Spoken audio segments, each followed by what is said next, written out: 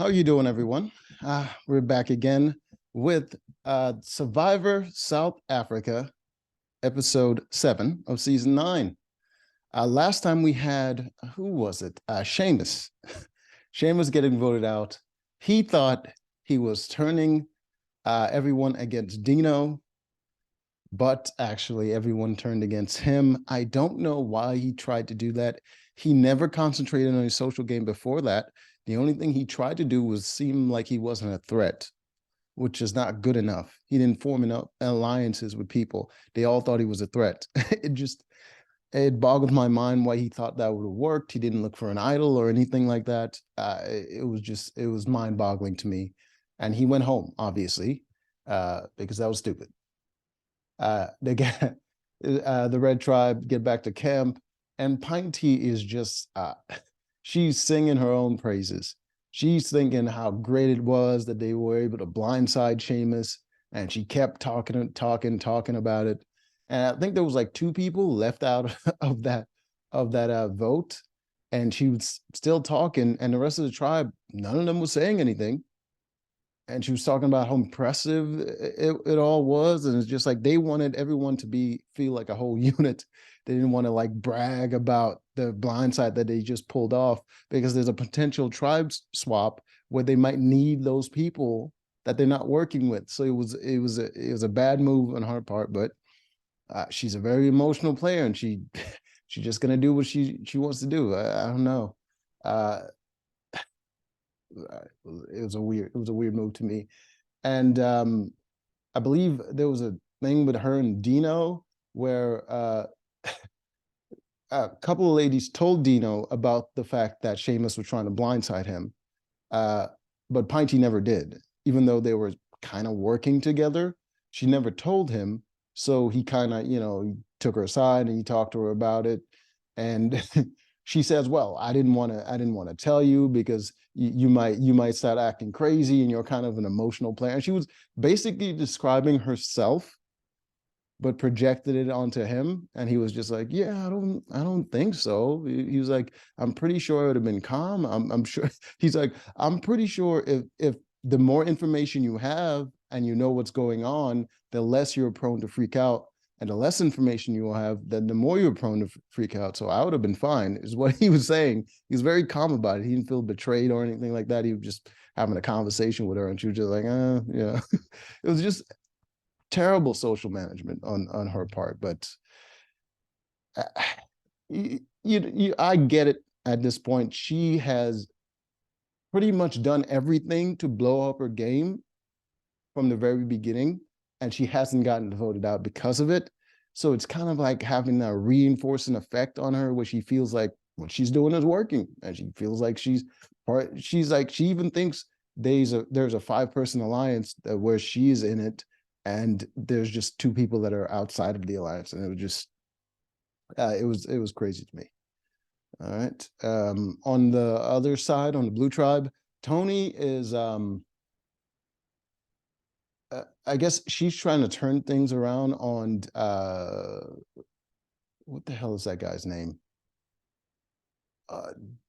Not David. I know it's something with a D. What the hell is his name? Dino? No, not Dino.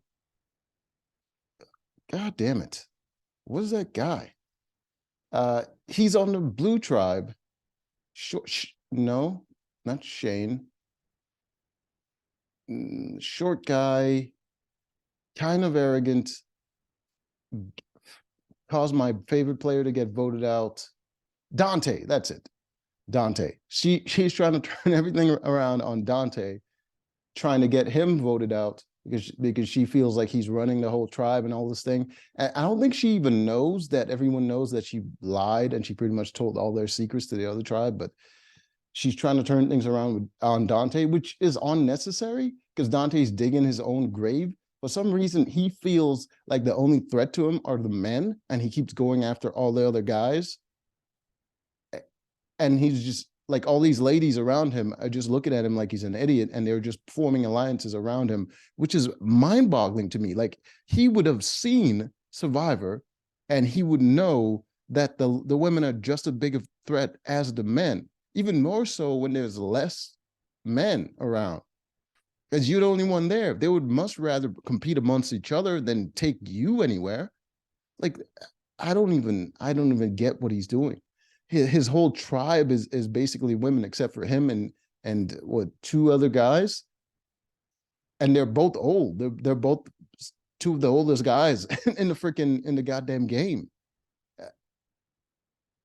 I don't even know what to say, man. This guy is out of his mind. So I think that's the pretty much the situation with both tribes. So they got a cryptic letter or something, but I think it would I don't know. I can't even remember what the letter said. So they all gathered around, and there was a very sort of creative way of doing a tribe swap where they had like a little solution that they picked out of a basket, and they had to pour it into a thing of water, and whatever color that water turns is what tribe they go to. It was creative, but pretty much achieves the same thing uh, as them just randomly picking a rock or a buff or whatever the hell. So the new tribe, I'll just skip that part and see what the new tribes are. Damn it. Let's see if I can get an image of the tribes. Okay, so, oh, there we go. There we go. That's the best I think I could get there. There we go. So, all right, this is the new tribes. So you can see here, the red tribe now has Dante on it. Previously, he was on the blue tribe. Now he's on the red tribe, and most of his alliance is on this tribe along with him. So you got Dante, got Dino on this tribe as well. Shane was always on the same tribe with Dante. Uh, I can't remember her name, but I believe she was on the blue tribe prior, and now they're still together. Her and Miriam over here, and I think this is Meryl. They were all on the blue tribe, and they're all still here, so they have the numbers advantage still on their side. And on the other side, the new blue tribe now has most of the people that were on the red tribe prior. So you got I think this is Teresa. She's now on the blue tribe. Tony was always on the blue tribe, and so was Steffi. So they're still in the same place. Tejan over here, he's still on the blue tribe. So those three still remain in the same tribe, but everyone else was from the former red tribe. So you got Teresa, you got who's this here, Killarney, I think that's Killarney. And this guy, I think he's Felix. And then here we have, God damn it, I just said her name at the beginning and I can't remember her name. Oh my God. What is wrong with my brain? Maybe it'll come back to me. I don't know. Well, anyway, she's here. So that's the new. Oh, and one more person who got to choose what tribe they're going to go to, and I think her name is Shayna. Shayna, I think that was it. All right, you see her here, Shayna. All right, so I believe she chose to go to the new red tribe, which means she kind of evened out the numbers for a former and new tribe. Which kind of a risky decision, because she could have just chose to go on the blue tribe where most of her numbers are at, which would have kept her safer. But she chose to even out the numbers. I think her reasoning was that he wanted to protect her former tribe mates on that tribe, so that when they come into merge, they still have a majority of the numbers. And she thinks the other ones in the blue tribe is going to be safe anyways because they have the majority.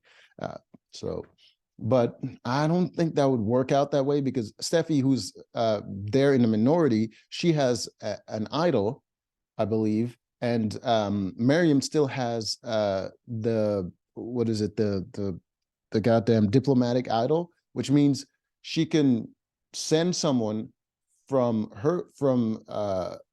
her tribe over there to make up numbers, or she can give it to someone on that other tribe and just have them remove themselves and come over to her tribe. So she could pretty much save an ally from that tribe and have them come over there and just sacrifice whoever remains, which is just like two people. So there we go. That's the new tribes. Everyone go back to their new tribal camp. And right away, I think Shayna, she was like laying down ground rules for the tribe. And you're talking about we all agree not to go through each other's bags and be honest and all this nonsense. And no one was really listening. I mean, they listened because they had no choice. They weren't going to say anything to her. But I think immediately after they're done talking, Shane goes right through her bags. That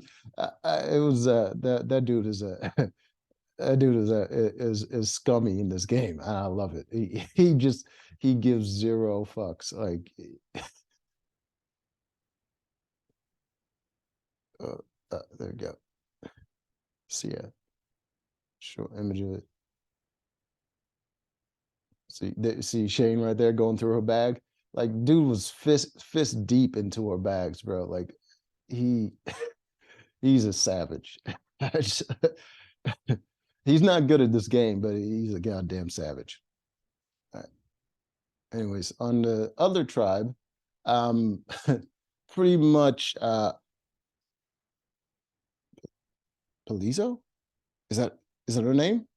Is it the name of the lady I forgot? Palizo, right?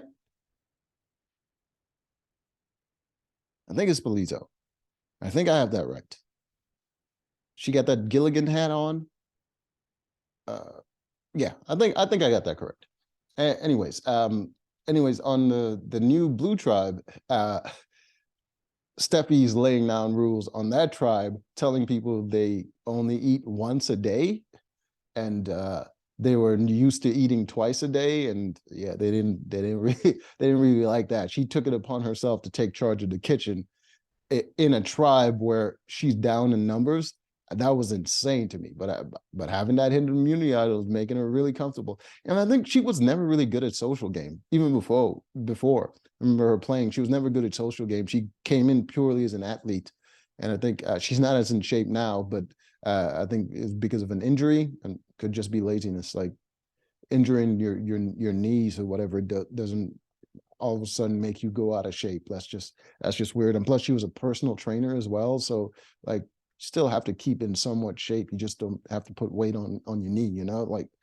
And plus, she's playing this game, so it was just weird. I think she just needed an excuse to be lazy, and then she found it. So yeah, so the point was her social game is horrendous.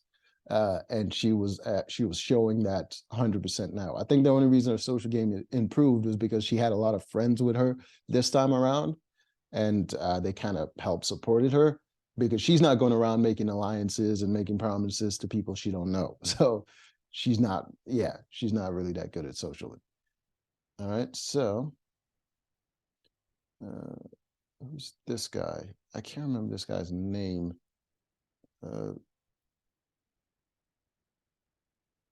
This guy.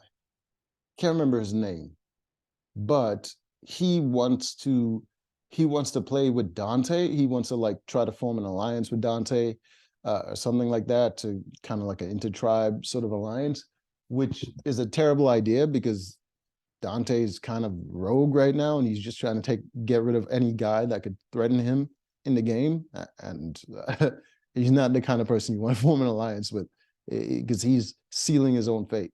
So, but he wants to form an alliance with him because I think he thinks Dante's in charge of his tribe, which is, I mean, the ladies only let Dante believe he's in charge of the tribe, but I think the one that's really in charge is Miriam. Um, or was it Meryl? I think it's Meryl, but Miriam has most of the social power because of her sneakiness. But I think Meryl is the one that's really in charge. But there we go. Okay, so what else? Did they go straight to the? Oh yes, Drama. Oh, right. They had each tribe had to choose someone to go to some kind of shack or whatever. I can't remember the name of the place they had to go, but I know like it was for a reward, intertribal reward or something like that. And Dante kind of volunteered himself from his tribe, and he had most of the numbers, so no one could stop him. So he pretty much volunteered himself for the red tribe, and on the blue tribe, they kind of because I think the letter was worded like go back to your tribe to pick up something you left. So each tribe believed that they had to send someone that's from whatever tribe they were sending them to. Dante didn't get the message. He just volunteered himself. But on the other tribe, they kind of had a little I think they had them draw straws between the three people that's from the former tribe, which was Tejan and Tejan, Steffi, and what the hell is that other lady's name?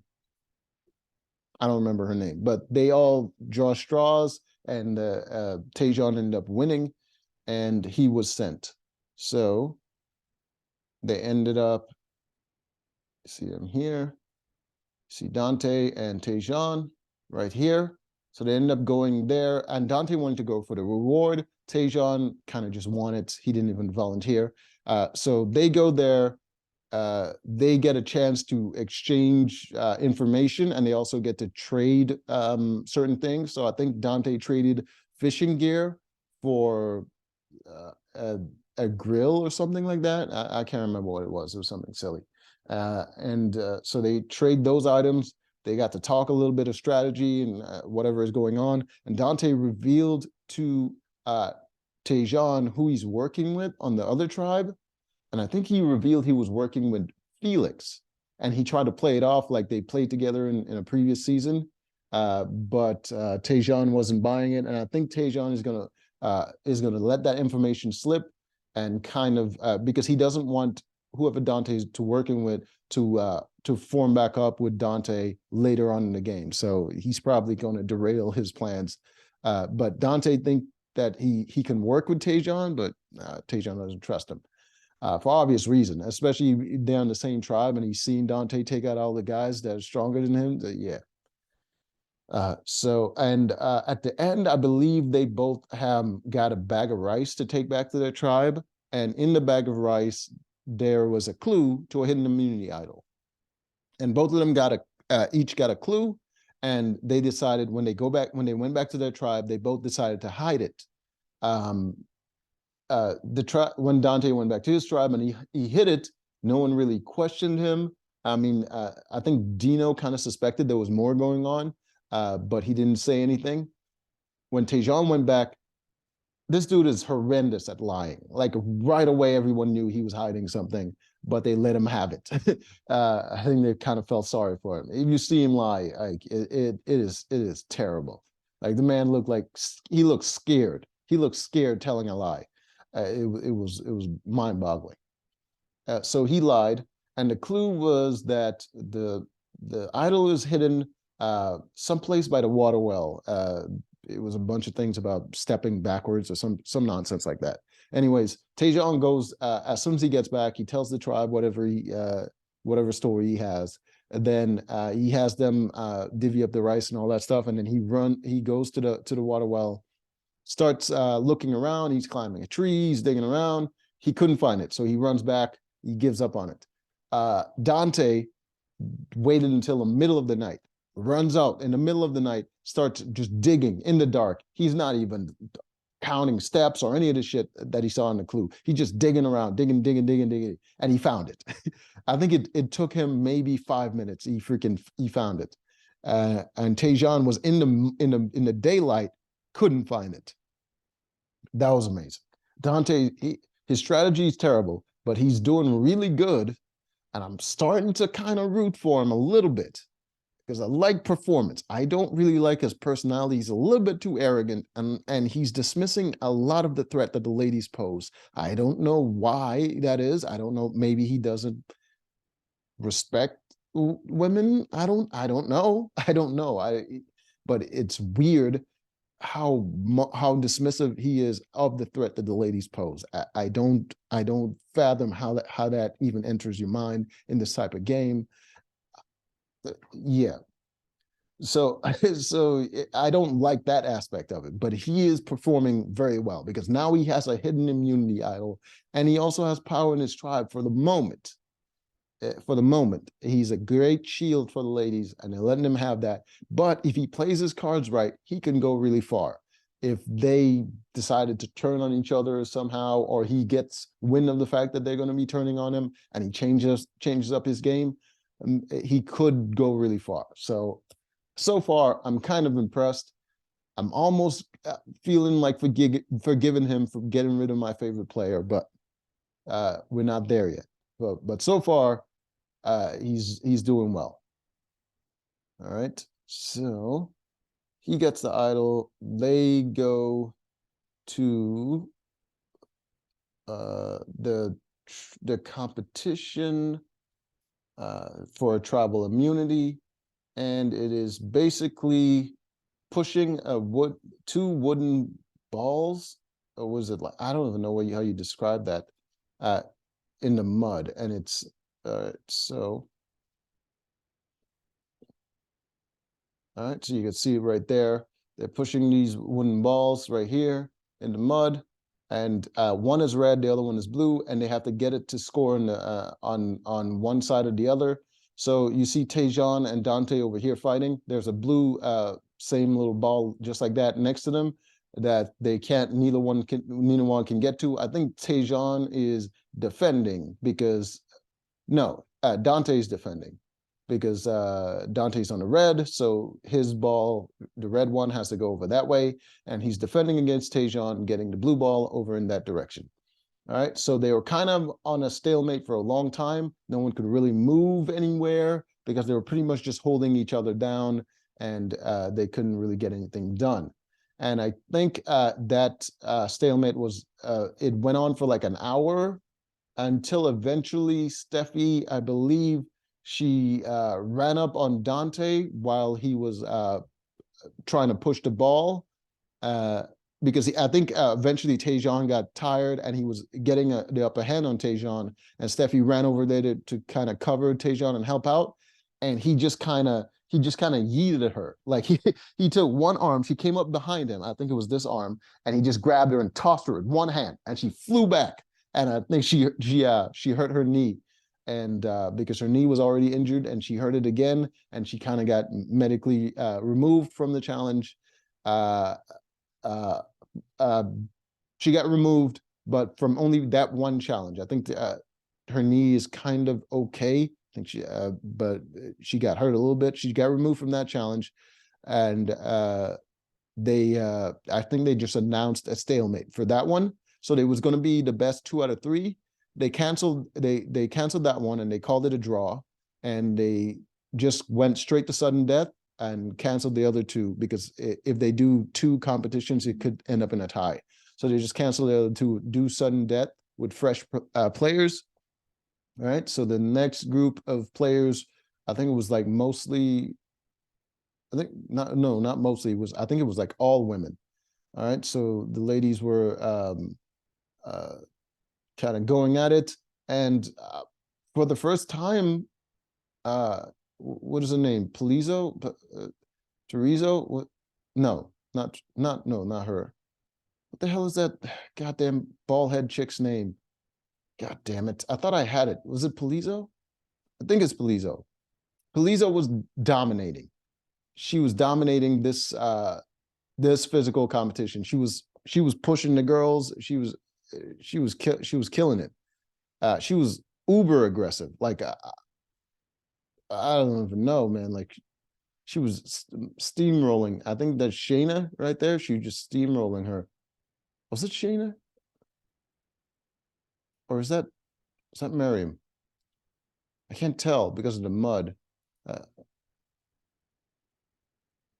Maybe it's Shayna. I don't know.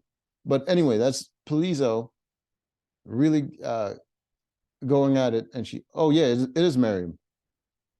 She was bodying Miriam for a minute there. The other girls came to help out. Uh, But in the end, oh yeah, yeah, I believe Lizzo decided to go pull a wrestling move, and while Miriam was pulling her from behind, she dropped back and landed her weight on, I think, on Miriam's like her hip bone or something like that, and Miriam was screaming. I mean, she was really hurt, and uh, yeah, I think they ended the challenge on that one. I don't even know if anyone won the challenge, but yeah, she really messed up because I think the rules were they couldn't hit each other and all this stuff, but she intentionally dropped back and dropped her weight on her. So I think that should be grounds for disqualification. Like, that was blatantly against the rules. She really hurt the girl, and from what it's looking like from the previews, it's looking like she's so injured she's probably going to get removed from the game. So, man, it's sad how it ended, man. I was, yeah, but we'll see how it turns out next episode. But till next time.